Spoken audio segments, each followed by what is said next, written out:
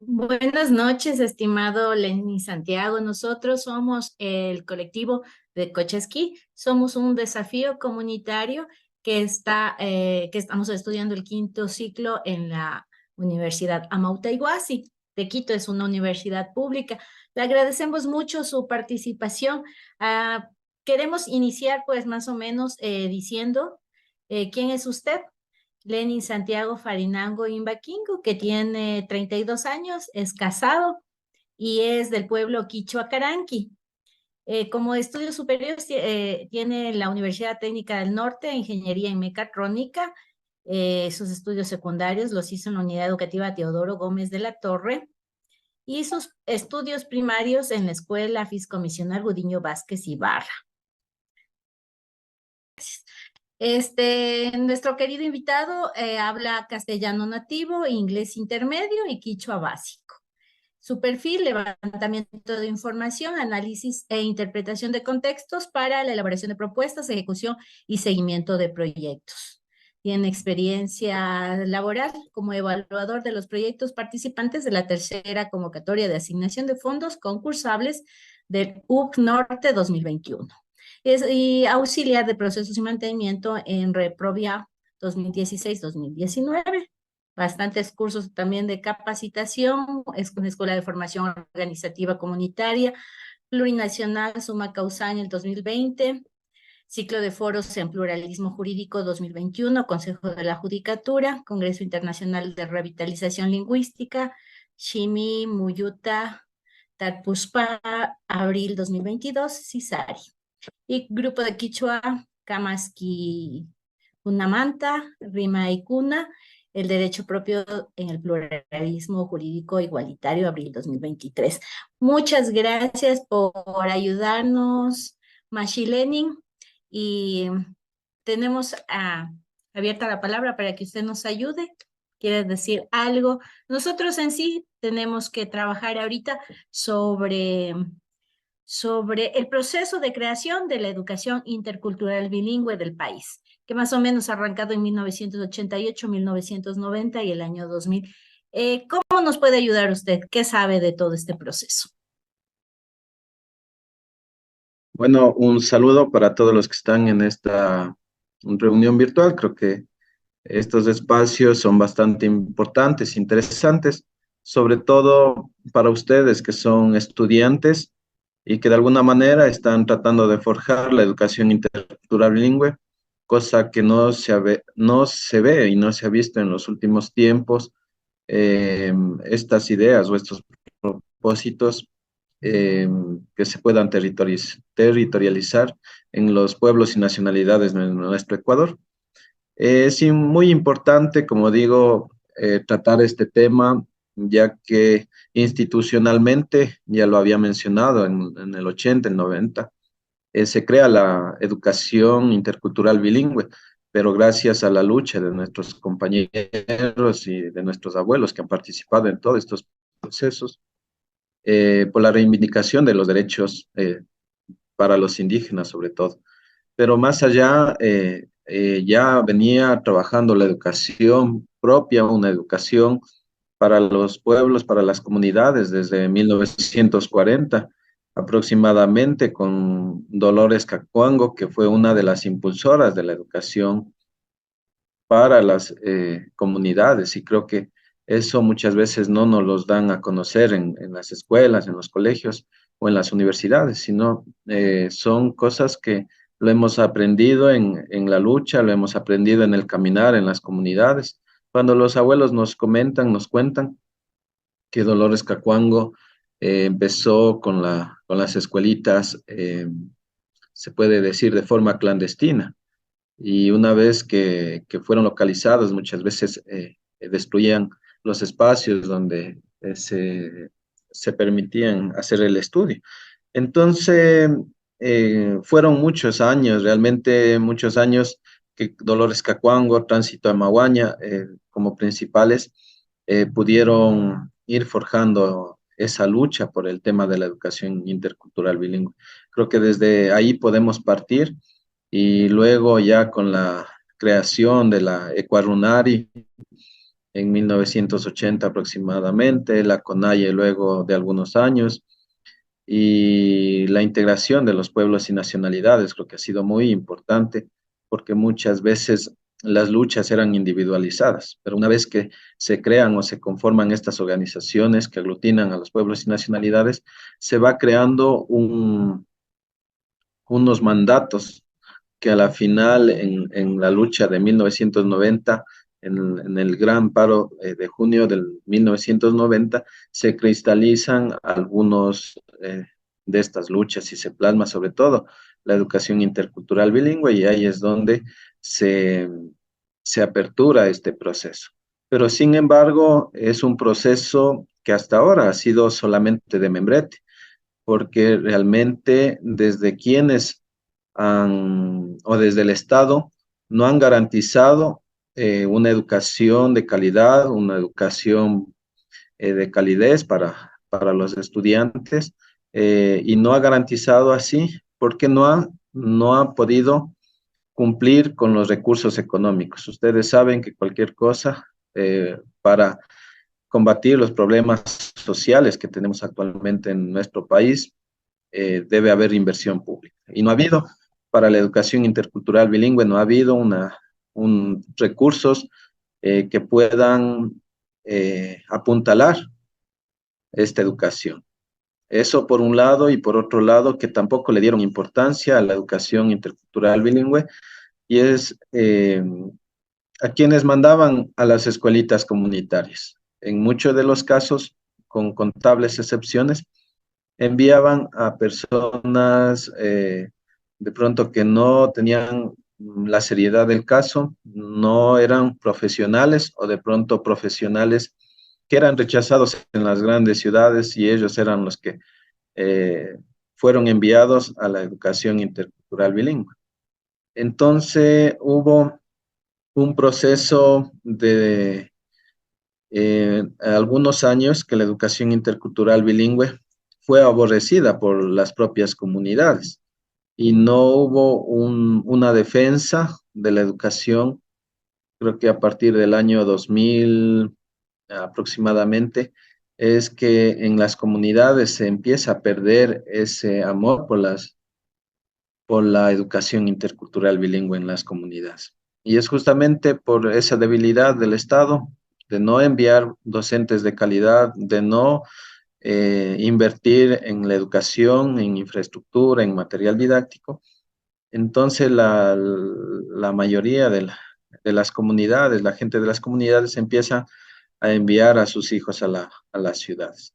Entonces, realmente ha sido un proceso bastante que ha debilitado este tema, los procesos organizativos incluso, porque nosotros hemos caminado, hemos hecho algunos procesos en el tema educativo y hemos hecho un análisis que donde existen escuelas comunitarias, donde la educación está activa, la comunidad es activa. Se reúnen los padres de familia, existe organización, eh, ayuda a fortalecer incluso la unidad comunitaria, pero en lugares donde se ha cerrado definitivamente las escuelas, son espacios donde ya se está perdiendo la vida comunitaria. Entonces, en ese sentido, también otro de los grandes falencias, se puede decir, que en el gobierno de Rafael Correa se planteaba una especie de las escuelas del milenio. Ustedes lo recordarán y hoy que estamos en, en, en próximos días vamos a estar acudiendo a las urnas, escuchamos las campañas y decimos o escuchamos que dicen que van a volver las escuelas del milenio. Nosotros como dirigentes, como actores sociales dentro de los territorios indígenas, nosotros nos oponemos a ese tipo de, ¿cómo se puede decir?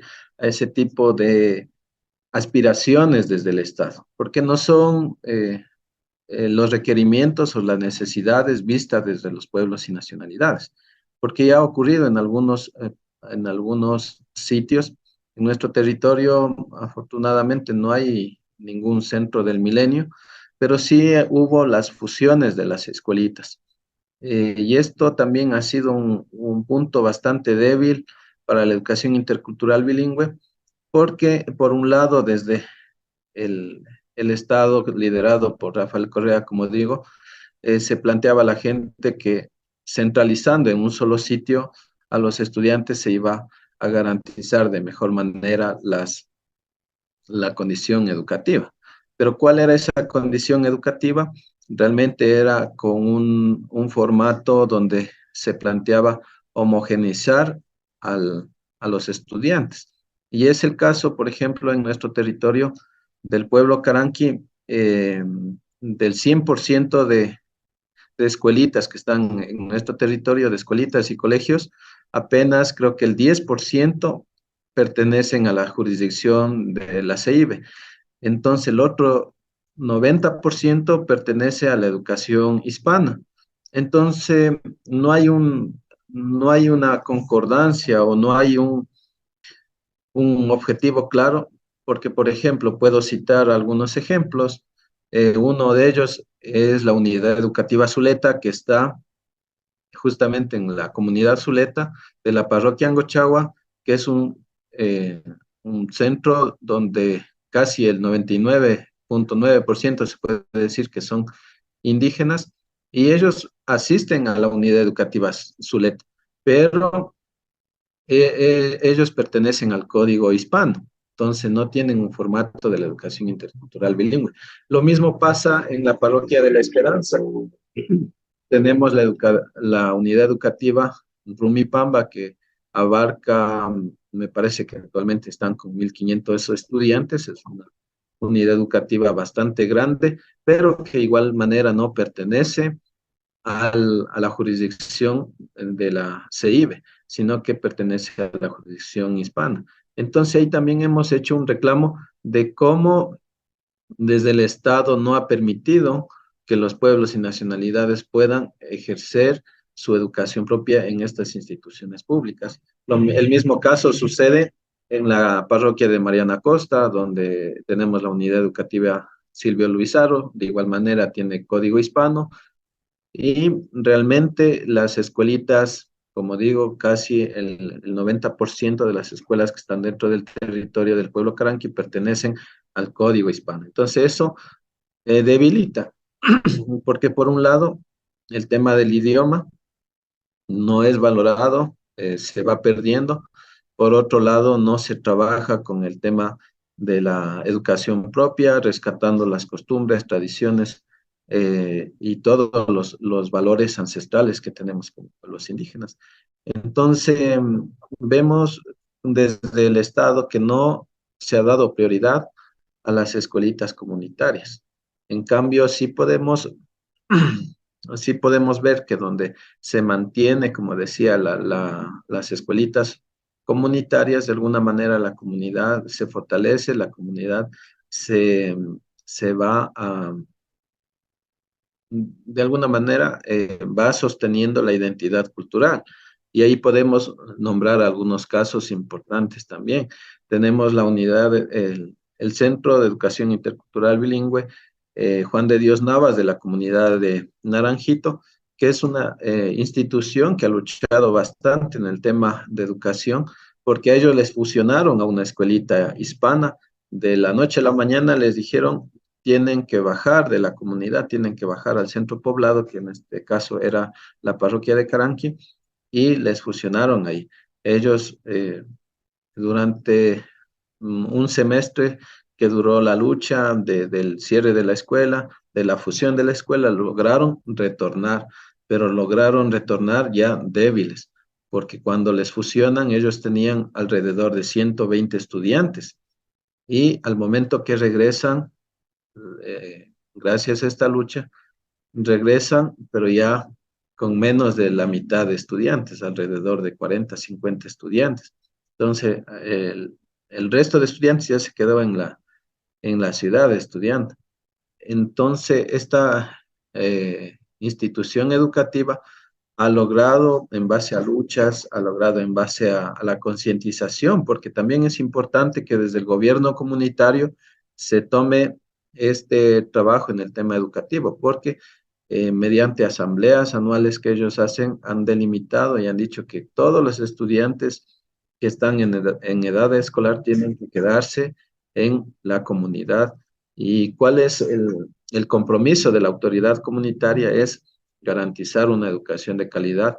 Y ahí es importante cuando tenemos la presencia de los gobiernos comunitarios, que ellos están pendientes que los profesores cumplan el horario, que los profesores vayan con buena presencia a a las clases, y si es que hay algún docente que les parece que no está cumpliendo con la normativa de la escuelita, ellos han pedido el cambio. En este año lectivo sucedió eso, no estaban conformes con una docente, me parece que de matemáticas, y solicitaron el cambio y estuvieron ahí presionando en el Distrito de Educación hasta que se logró el cambio.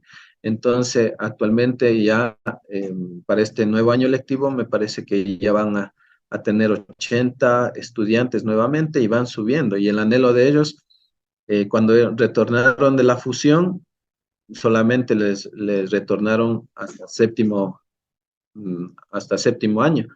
Y ahora, gracias a la lucha, ellos han subido, ahora están en octavo, noveno, para este año ya terminaron con décimo, y la aspiración de ellos es implementar el bachillerato técnico de acuerdo a las necesidades de la comunidad y de la zona donde ellos están asentados. Entonces, vemos cómo es importante todos estos procesos comunitarios. Y también otra de las instituciones, eh, se puede decir que también son emblemáticas dentro de nuestro territorio, es la Constancio Vigil, que está sentado en la comunidad Chilco, de la comunidad Angochagua, de la parroquia Angochagua, que esta institución educativa también plasma la identidad cultural, hace trabajos de acuerdo a nuestra identidad cultural, y también en este año lectivo, se hizo un aporte desde UNICEF con el pueblo Caranqui, y hemos estado trabajando también en la elaboración de material didáctico de acuerdo con la propuesta educativa que era la Chacana Yachay, que básicamente se trabaja mediante la armonización de los saberes en la chacana. Entonces, ellos han tomado muy bien esta propuesta con los materiales didácticos que se pudo conseguir desde UNICEF, y también se hizo una chacra en la escuelita con algunas hortalizas, con algunas plantitas medicinales, de acuerdo a la armonización de la chacra. Entonces, creo que ahí con el líder también, porque depende mucho del líder de las instituciones educativas, que tenga ese interés también por trabajar en el tema de identidad cultural. Hoy el líder de esta institución es bastante empoderado de la identidad cultural a la que pertenecemos, y siempre está trabajando con los padres de familia, está trabajando con los docentes, está trabajando también con la autoridad comunitaria. Entonces, es importante ver cómo la educación se va tomando o se va tornando de otra visión, porque muchas veces los padres de familia piensan que ir a la escuela es aprender a leer, aprender a sumar, a restar, a multiplicar y a hacer algunas cosas así. Pero la educación de las comunidades tiene otra connotación, tiene otro sentido. Tiene de aprender los valores que ya se van perdiendo.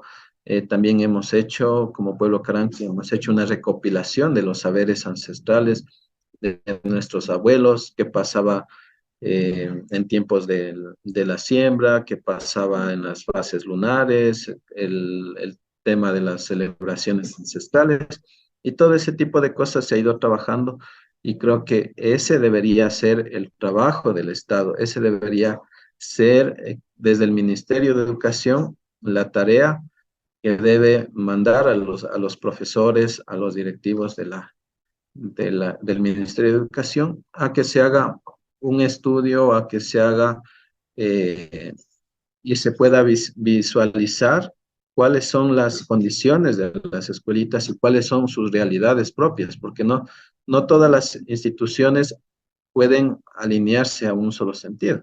En nuestras comunidades hay mucha diferencia eh, de costumbres, de tradiciones, a pesar de que estamos inmersos en un pueblo, pero las comunidades también hay mucha diferencia. Y también eso no entiende el Estado en el Ministerio de Educación. Tenemos un ejemplo en el tema de uniformes que ha dado el Ministerio de Educación en este año lectivo. No estamos muy lejos. En este año lectivo que acaba de terminar, en nuestro territorio tenemos tres vestimentas. Uno que es el anaco, no sé si de pronto ustedes se dan cuenta que es el anaco que visten en la parroquia de Angochagua, especialmente en las comunidades de Angochagua, en las comunidades de Rinconada. La otra vestimenta es el centro, que visten generalmente las comunidades de La Esperanza, las comunidades de Zuleta, de Chilco, de Coches, que es muy similar a la vestimenta del pueblo Cayambi. Entonces, y otra vestimenta también que hay en la zona de Cochabamba, que la denominamos que es al norte del Cantón Ibar, están asentadas algunas comunidades. Entonces, lo que les decía, que no hay una comprensión desde el Estado, porque en la comunidad de Rinconada y Angochagua visten con centro, perdón, visten con anaco.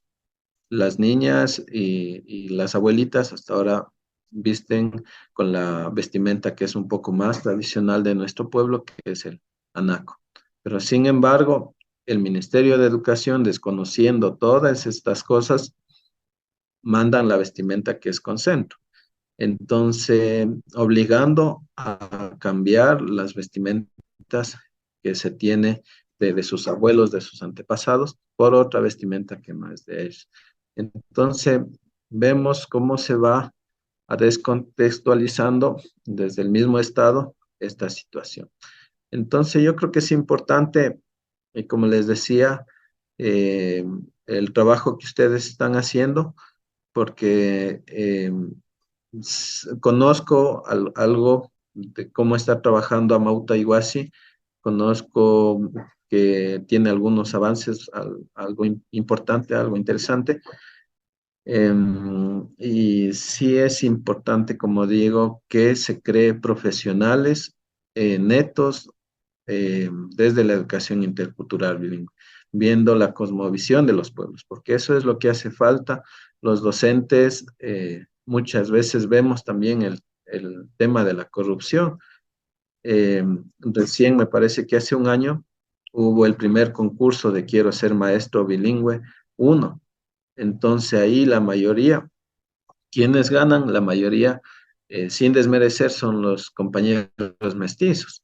Entonces hubo alguna distribución a las escuelitas comunitarias y se supone que venían de un proceso donde uno de los requisitos para participar en el Quiero ser maestro bilingüe, uno, era justamente tener el certificado de bilingüismo que era otorgado por la propia CIB, y esto tenían que hacerlo en planta central, de lo que teníamos conocimiento. Pero resulta que eso no se ha cumplido, ese filtro no se cumple, porque cuando los docentes eh, que ganan estos concursos son destinados a las escuelitas comunitarias, llegan y los padres de familia aspiran a que los niños puedan tener un profesor propio, con su lenguaje propio o su lenguaje nativo, y resulta que los docentes no saben manejar el idioma quichua. Entonces ahí viene la gran duda de cómo se hacen estos procesos, eh, estos concursos que realmente sí dejan mucho que desear. Y yo también lo he podido palpar como presidente del pueblo Caranqui.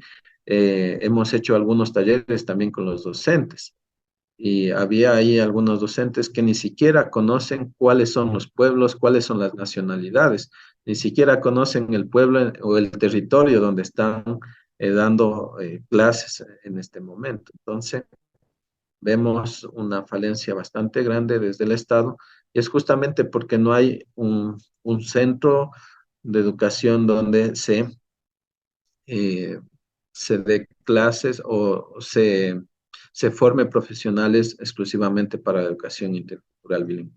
Y eso también ha sido una de las propuestas que tenemos nosotros como Pueblo Caranqui, de que se creen estas carreras de educación intercultural bilingüe, pero en los centros cercanos de nuestros territorios.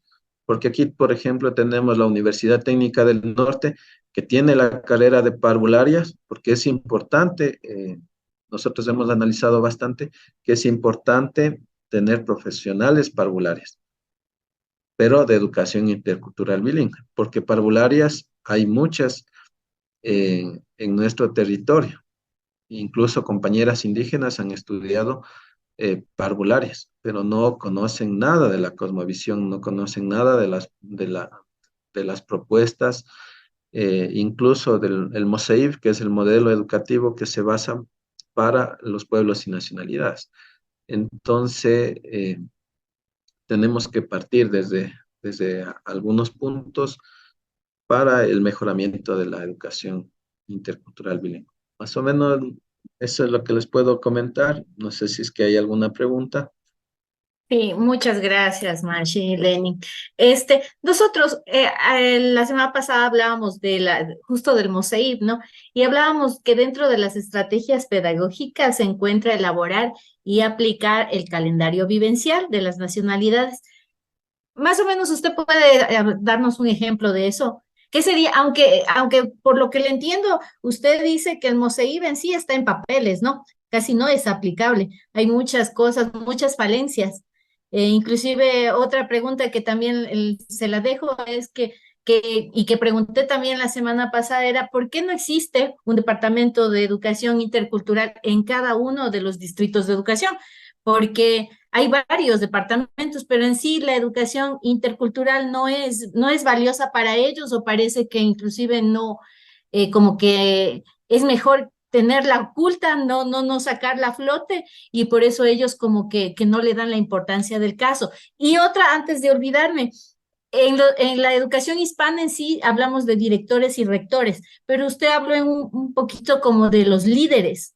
¿Cambia el nombre del rector director en las escuelas comunitarias? Eso, eso, Mashi.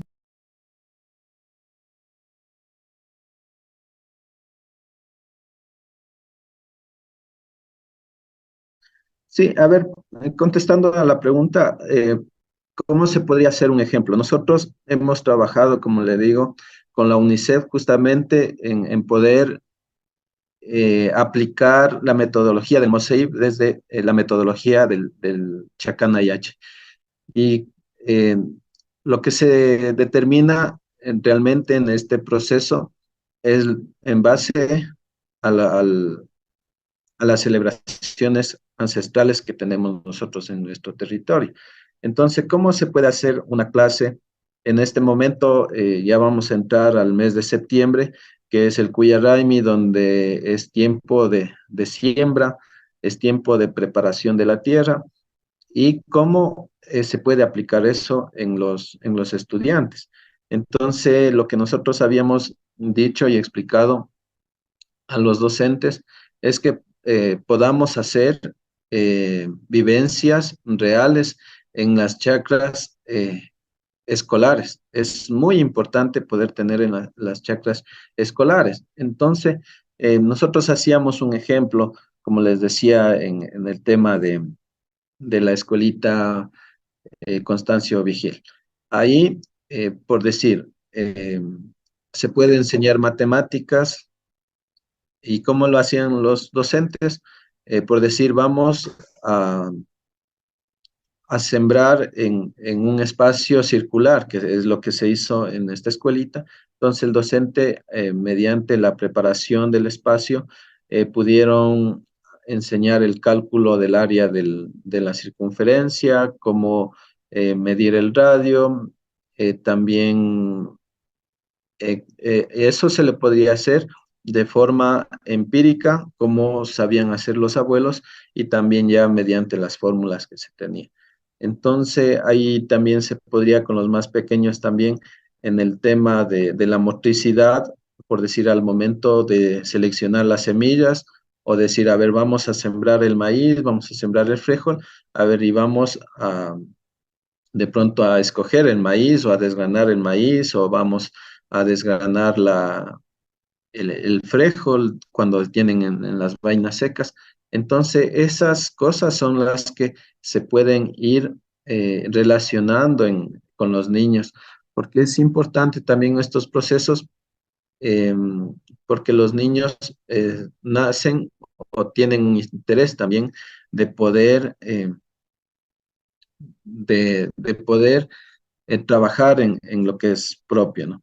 Entonces, en cada una de las celebraciones, los docentes tienen que ir incorporando de acuerdo a las necesidades y también, como decíamos, el tema de la fase de la luna es muy importante también que se puede ir haciendo en el calendario andino y también el tema del sol. El sol es muy importante, como nosotros habíamos trabajado con los docentes, preguntándoles en qué ubicación estamos en el Sol en este momento. Nosotros, mediante los saberes ancestrales de nuestros abuelos, conocemos que el Sol se mueve de norte a sur y viceversa durante todo el año.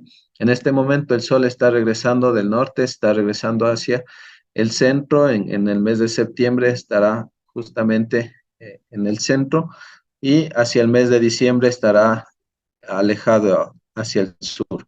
Entonces, muchas veces los docentes decían que no conocían este tipo de situaciones y también en el caso de la luna es importante hacer o explicar realmente cómo nosotros vemos a la luna desde nuestro espacio, porque si nos damos cuenta, el diseño, la forma que tiene la luna en los libros, en los almanaques, en las bibliografías, tenemos de forma así horizontal, de pronto el cuarto menguante o el cuarto creciente tenemos de forma vertical y con un medio círculo. Pero realmente si salimos a ver en la noche cómo tenemos es de forma horizontal y con el medio círculo sea creciente o sea menguante. Entonces son cosas que están descontextualizado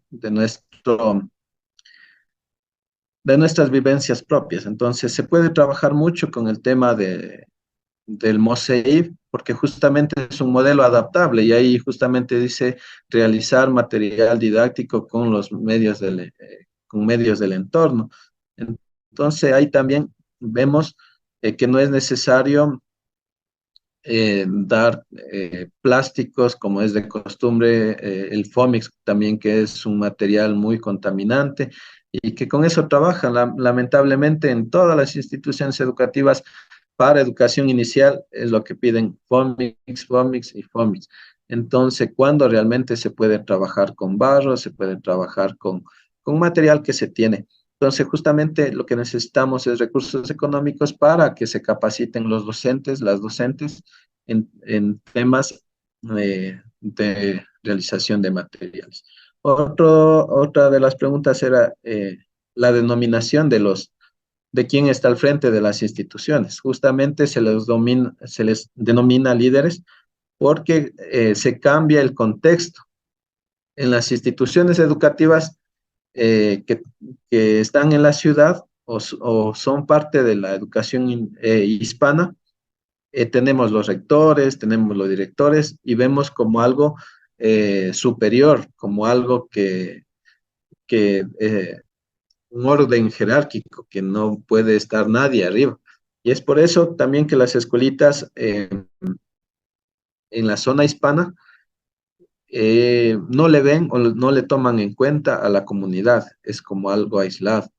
En cambio, en la educación intercultural bilingüe, tenemos a los líderes como su nombre lo dice, solamente es el encargado de liderar, es quien está coordinando, como decía, con los padres de familia, con el gobierno comunitario, con los gobiernos estudiantiles también, porque en estos últimos tiempos han dado mucha prioridad a los gobiernos estudiantiles, también dándoles su espacio que, se, que merecen y que no sean un mero formalismo de tener los círculos estudiantiles, sino que sean también protagonistas, sean parte de las tomas de decisiones dentro de las instituciones educativas. Entonces, por ahí va el tema de los líderes educativos. Había otra pregunta que se me olvidó. La otra era lo del departamento. ¿Por qué no existe en cada uno de los distritos de educación un departamento de educación intercultural? O sea, ¿por qué al gobierno no le conviene hacer eso? ¿Es por conveniencia? ¿Es porque no tiene recursos o por qué es? Es por lo que les decía anteriormente. Al Estado no le interesa el desarrollo de los pueblos y nacionalidades desde nuestra propia visión. Ellos lo ven el desarrollo de las comunidades o el desarrollo de la humanidad, por decir, cuando vemos adoquinadas las calles, cuando vemos grandes edificios, cuando vemos eh, cosas que no pertenecen a nuestros pueblos, eso es desarrollo para el mundo occidental. Pero para nosotros eso no es el desarrollo. El desarrollo para nosotros tiene otro contexto y está en que podamos vivir en una armonía con la naturaleza, con la familia, con la comunidad. Ese es el mayor desarrollo que se busca en las comunidades. Por ejemplo, el tema de las profesiones también es muy discutido también en nuestro territorio. O sea, cuáles deberían ser eh, eh, las carreras que se deben estudiar los jóvenes en este momento para solucionar los problemas dentro de las comunidades. Entonces creo que ya se va a terminar y más bien para conversar después.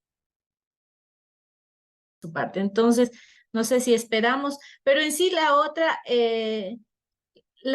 era lo del departamento. ¿Por qué no existe en cada uno de los distritos de educación un departamento de educación intercultural? O sea, ¿por qué al gobierno no le conviene hacer eso? ¿Es por conveniencia? ¿Es porque no tiene recursos o por qué es? Es por lo que les decía anteriormente. Al Estado no le interesa el desarrollo de los pueblos y nacionalidades desde nuestra propia visión.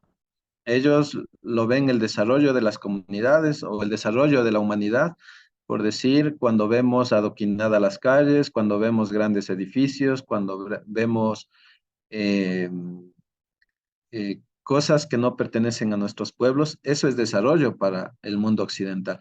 Pero para nosotros eso no es el desarrollo.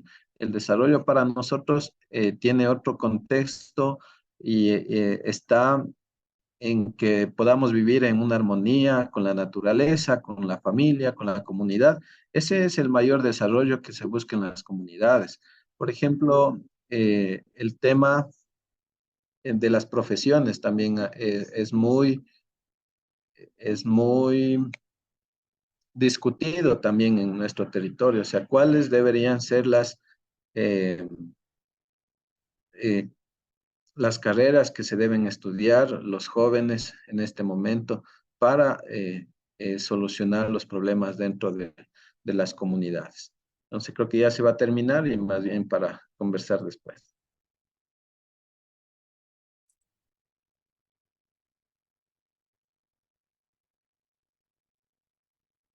Buenas noches. Sí, por mi parte tengo una pregunta referente al plan de trabajo en la propuesta que leí que tenía en la propuesta educativa para el territorio Caranqui, denominada Educación cerca de casa para el buen vivir del 2020. ¿Cuál era el plan de trabajo?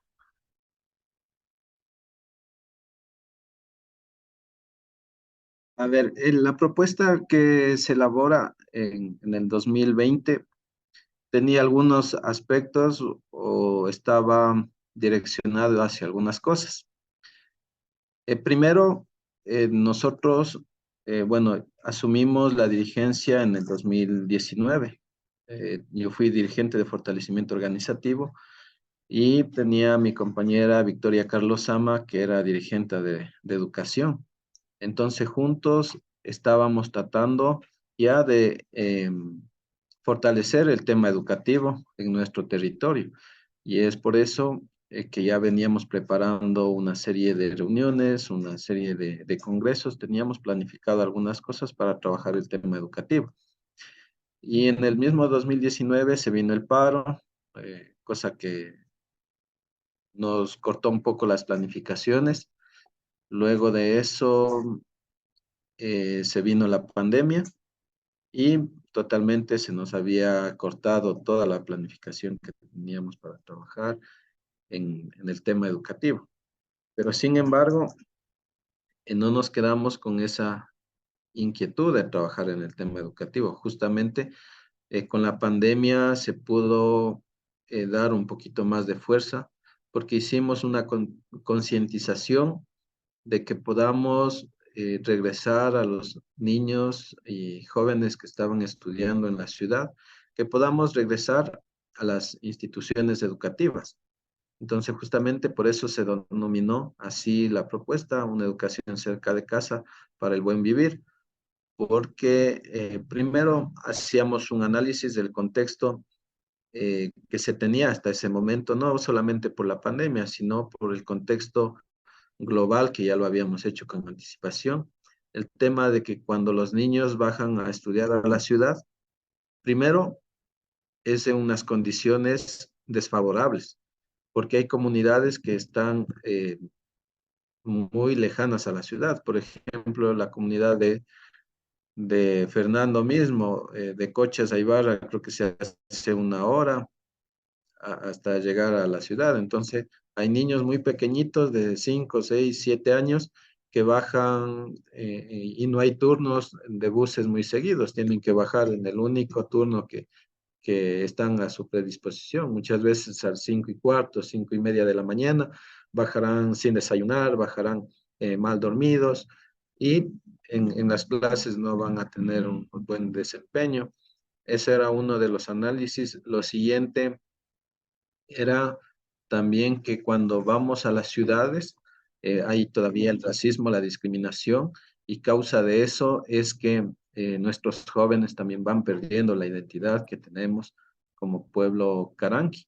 Entonces, cuando a alguien le hace una burla, le hacen el bullying como hoy se lo denomina, entonces los niños empiezan a tomar otras concepciones de lo que es ser indígena. Entonces, ese era como el segundo aspecto, la pérdida de la identidad.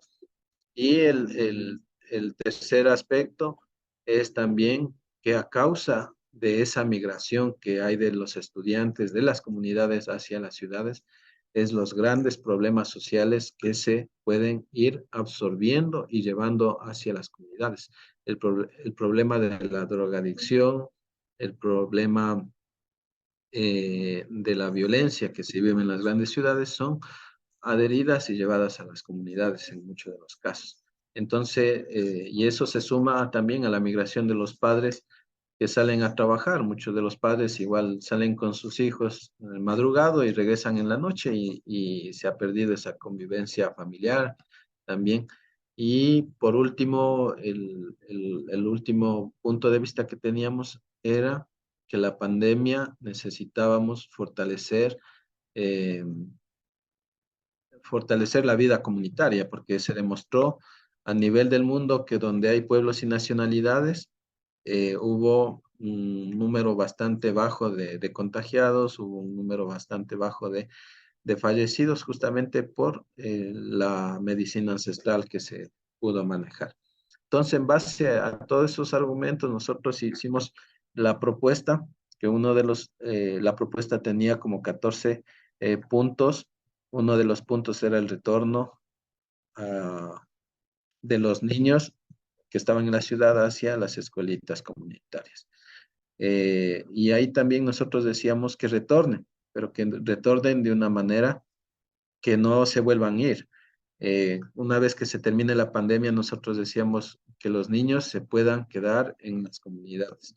Entonces, de alguna manera, se logró con ese objetivo que teníamos y ahí también se puede mencionar algunos ejemplos. En la comunidad de Chirihuasi tenemos la escuelita que antes de la pandemia tenía alrededor de 7, 8 estudiantes. Y cuando hacemos este plan de retorno a clases, de retorno a la comunidad, se regresa un número aproximadamente de 60 niños. Entonces se sube drásticamente el número de niños. Lo mismo pasó en la comunidad de La Rinconada, donde ya prácticamente se estaba cerrando la escuelita y se volvió a dar vida con estos planes. Y así hubo algunas escuelas donde gracias a esto, a esta propuesta que se hizo, se regresó. ¿Y cuál fue, como decir, cuál fue el pilar fundamental de esta generación de la propuesta? Fue que no trabajamos desde la dirigencia o no fue una idea de una o dos personas. Esto fue una idea colectiva desde los padres de familia, desde los dirigentes comunitarios, desde los propios docentes, eh, que se armó todo este pilotaje de retorno a clases en nuestro territorio. Y justamente nosotros fuimos el plan piloto casi a nivel nacional del retorno a clases semipresenciales. Si podemos hacer una investigación de eso, vamos a ver que los protocolos que nosotros planteamos del regreso a clases semipresenciales salieron desde nuestro territorio, porque nosotros retornamos en 11 instituciones educativas regresamos. Ahí también estaba la unidad educativa Zuleta, de las que no son parte de la CEIBE, pero formó parte también de este proceso de retorno a clase. Y también dentro de la propuesta decíamos regresar a clase a las escuelitas comunitarias, pero garantizando la calidad de educación. ¿Y cómo hacemos esto? Hoy si vamos a las comunidades y les decimos, vamos a dar educación intercultural bilingüe, donde los niños van a aprender a hablar quichua. Ese es el imaginario de la gente, pero debe ser otra cosa la educación intercultural.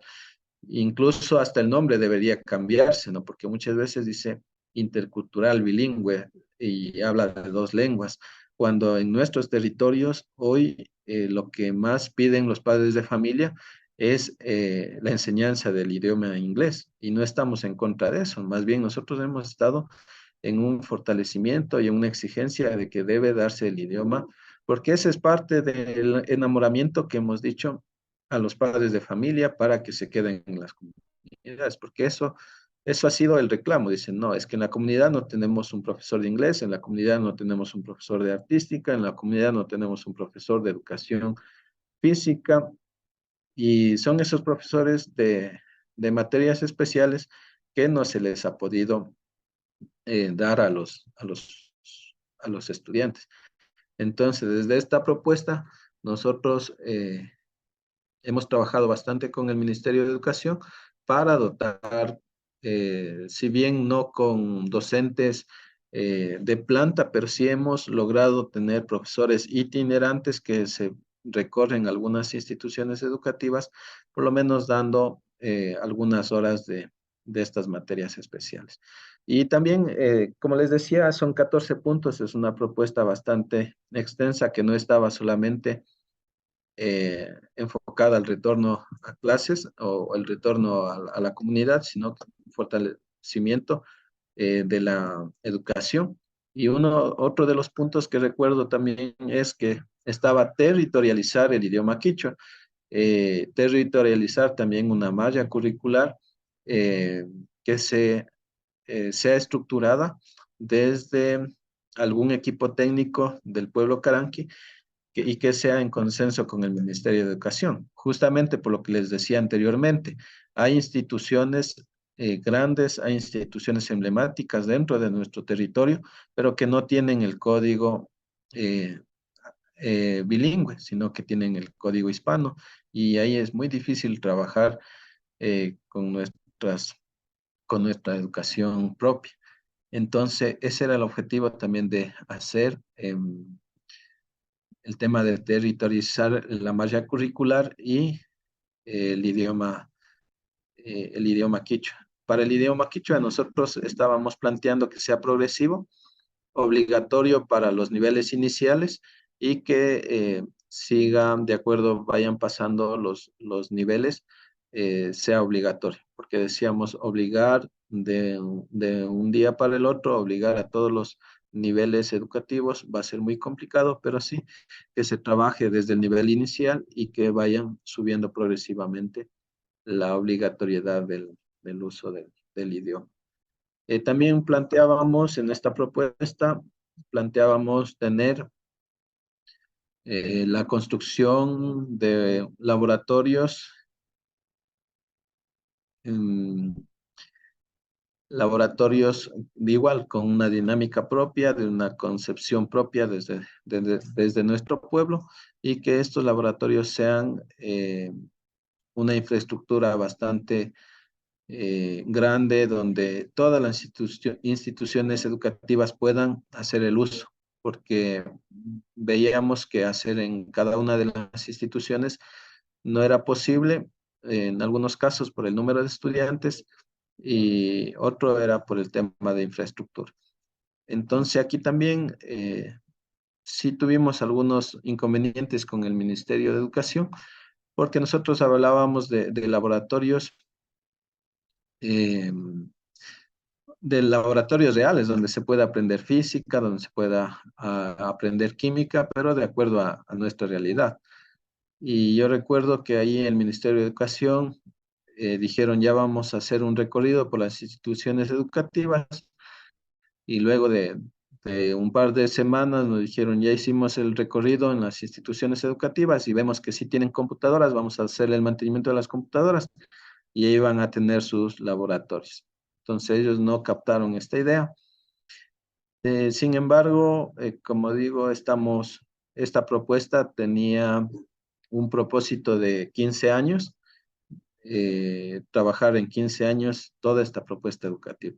Entonces, luego de todas estas conversas que tuvimos con el Ministerio de Educación, tenemos, eh, tenemos establecido una mesa de trabajo, una mesa técnica de trabajo donde participan miembros del Ministerio de Educación, tanto del Distrito de Educación, de la Zonal de Educación y también de la Secretaría de Educación Intercultural Bilingüe, y también participa un equipo del pueblo Acaranqui. En el equipo del pueblo Acaranqui están los dirigentes y también están compañeros que conocen el tema, que son docentes, que han sido parte en algún momento han sido parte de los distritos de educación. Entonces, se viene trabajando estos temas de la propuesta. Como digo, son 14 temas y realmente ahorita no recuerdo muy bien cuáles eran todos los temas, pero los fundamentales son los que les acabo de mencionar. Machine Learning sería prudente, o sea, no sé si es factible. ¿Usted nos puede ayudar con esa propuesta, tal vez? ¿Nos podría enviar como para adjuntarla como un recurso? Sí, ya le podría enviar, pero pensé que sí la tenían, por eso me mencionaron de la propuesta. Parece que una de nuestras compañeras sí, pero sería muy bueno que nos envíe, por favor. ¿Algún otro compañero, otra pregunta?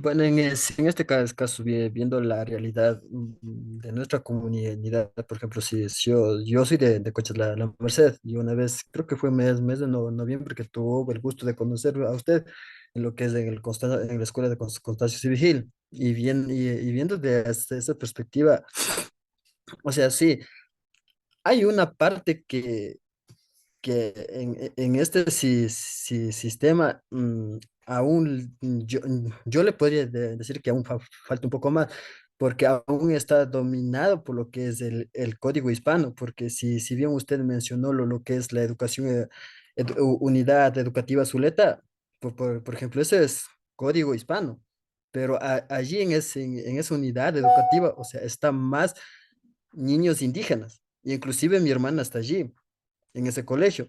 Entonces, mire, por ejemplo, en donde hay estudiantes indígenas no está aplicado lo que es de este MOSEIR, Educación Intercultural Bilingüe.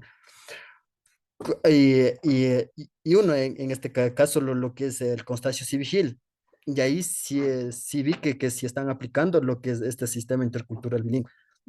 Y vi los procesos, porque cada que voy a mi casa paso por allí, y cada que vengo de regreso paso por allí y veo los procesos que hace esta escuela para esta educación intercultural bilingüe. Y eso es algo increíble que sí se está avanzando. Pero en el caso de Zuleta, mm, hay estudiantes indígenas, pero no está lo que es de la educación intercultural bilingüe. Y otra, en ese caso, para la migración, por ejemplo, no sé, este caso de la migración de los, no sé, por los padres, es más porque los padres, es verdad que a veces desvalorizan de lo que es de nosotros. Un caso ejemplo es que cuando, es verdad, cuando escuchan o ya piensan que educación intercultural bilingüe es indígena, y en ese instante cambia a otro colegio. O sea, yo he observado en la comunidad que pasa eso. Entonces, para que no pase eso, usted sugerencia o propuesta, ¿qué ventaja y desventajas puede usted encontrar a esta educación intercultural bilingüe? O sea, para que no pase esto o sea, si es que existe educación intercultural bilingüe, para que apliquen eso las personas de comunidades, o sea, para que no salgan de allí, para que no busquen, según los padres, buscan una mejor educación, si es que escuchan algo de lo que es educación intercultural bilingüe. O sea, para eso, ¿cómo se puede solucionar eso? ¿Qué propuestas se le podría dar o sugerencias? Bueno, sí, totalmente de acuerdo con el análisis que hace Fernando. Como decía yo también hace un momento, cuando los padres de familia escuchan educación intercultural bilingüe, es como que se asustan y dicen, no, no estamos muy de acuerdo. Y es justamente por el maltrato que hubo hace algunos años atrás por parte desde el Estado, porque como les decía, no garantizó docentes de calidad casi en todas las comunidades y nosotros tenemos registrado eh, esos inconvenientes. Por ejemplo, hubo quejas de que los profesores solo llegaban, hacían acto de presencia y se regresaban. Llegaban a las 10 de la mañana o a las 11 y se iban enseguida. Y así era todos los días. También había casos donde el profesor llegaba en estado etílico, no impartía las clases, no habían quien controle a los docentes. Entonces, sí, realmente hay un análisis profundo de los padres de familia y tienen razón por todo el descuido del Estado, porque no hubo un proceso de monitoreo a la educación intercultural bilingüe. Y es justamente porque no les interesaba al Estado tener una educación donde los pueblos se vayan forjando desde sus propias realidades. Y ya como propuesta o como trabajo desde las dirigencias que hemos tenido, es el tema de la concientización primero, en explicar cuál es el beneficio de la educación intercultural bilingüe, el mismo hecho, como les decía hace un momento, que no debería llamarse educación intercultural bilingüe, sino una educación intercultural propia, se podría decir, no sé cuál sería el nombre, porque cuando limitamos a bilingüe, los padres de familia se asustan y dicen, no, solamente castellano y quichua, y nuestros hijos necesitan aprender inglés. Estamos totalmente de acuerdo, y como les decía, aparte de la propuesta nuestra, también era dotar o exigir al Ministerio de Educación que pueda dotar de profesores de la enseñanza del idioma inglés y de otras materias también, porque también es importante. Y ahí eh, se ha venido trabajando bastante en este tema. Sí les invitaría de pronto, o si es que conocen, igual puedo mencionar casos que son bastante importantes en nuestro territorio, que es la escuela eh, Manuel Freire Larrea, me parece que se llama, en la comunidad de La Magdalena. Ahí realmente hay un espacio para inicial, para primero de básica, que es realmente extraordinario. Es un espacio que ni en las instituciones privadas donde se paga, no creo que tengan esos espacios. Es un espacio bastante equipado con material didáctico. La docente la última vez que fui, ella es mestiza, pero hace todos los esfuerzos posibles por dar sus clases en quichua, lo da en español, también lo da en inglés Y la última vez que fui, que no fue hace mucho antes de que termine el año lectivo, estaba también enseñando a sus hijos francés. Que digo, a los estudiantes estaba enseñando francés. O sea, una docente muy destacable que a los niños ya está con 4 idiomas. Y como ella dice, están en una edad muy importante para aprender y captar cualquier idioma que se les enseñe. Y ustedes saben que cuando uno se aprende más de 2 idiomas, el intelecto se desarrolla de una mejor manera. Entonces, esas son las propuestas que hemos venido trabajando. Hemos hecho también con los propios comuneros, hemos hecho a las visitas a estas instituciones educativas y también lo tenemos un ejemplo similar en la comunidad de San Clemente de la Parroquia de la Esperanza. De igual manera, es un espacio que tiene 4 ambientes. Uno es la aulita donde se da la clase, uno tiene para la parte motriz de las extremidades superiores, inferiores, donde hacen los ejercicios, tienen un espacio de lectura, tienen un espacio de descanso. Y realmente son espacios extraordinarios y a eso se suma el interés que tienen las docentes. Entonces, hemos hecho, como digo, una de las propuestas o trabajos que se ha hecho, también es que la comunidad conozca cuál es el trabajo, cuáles son las instalaciones de las escuelitas, porque muchas veces en en estas visitas que hemos hecho con la comunidad, recién se enteraban los propios comuneros de cuál era la calidad de educación que están teniendo otros niños. Y fruto de esas concientizaciones también es que lo hicimos con el MIES porque también veíamos una deficiencia con el MIES, con los proyectos sociales que tienen ellos, creciendo con nuestros hijos del CNH, es que ellos eh, tenían como la facilidad de inscribir a los niños donde las madres o padres de familia les solicitaban y por lo general eran fuera de la comunidad.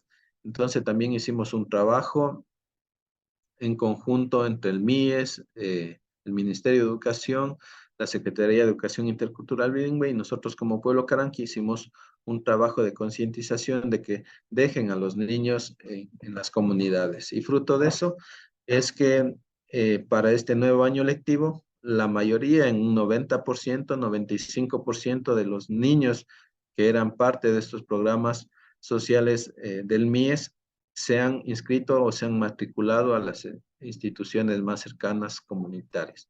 Entonces, eso es muy importante para nosotros porque vamos viendo cómo los padres de familia van concientizando y también hay que tomar en cuenta que quienes son padres de familia en este momento están entre una edad de 25, 30 años y que de alguna manera también son ellos quienes han visto la necesidad o la importancia de identificarse como parte de un territorio indígena, porque ha dado muchos beneficios.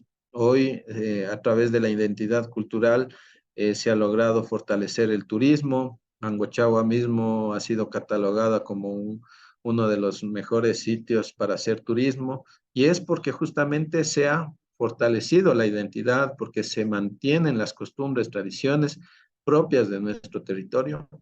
Y entonces los jóvenes van viendo eso, que cuando uno se apropia de la identidad cultural puede darlo, puede obtener eh, beneficios económicos a la falta de empleo. El turismo comunitario está muy centrado en los jóvenes.